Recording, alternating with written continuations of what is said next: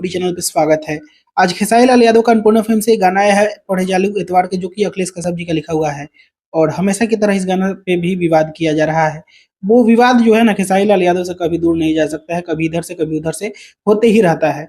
अब इस गाना को लेकर भी विवाद किया जा रहा है कि समर सिंह का ये गाना रिलीज हो चुका है। तो आप लोगों को बता दें कि मुझे याद है कि इस गाने के शूटिंग का फोटो आज से तकरीबन 6 महीना पहले वायरल हुआ था।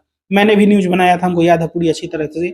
और इस चीज़ को लेकर अखिलेश कश्यप जी ने इसका स्क्रीनशॉट शेयर किया है, जो वीडियो अपलोड किया गया है अन्नपूर्णा फिल्म से। उसको 30 अगस्त 2022 को अपलोड किया गया है।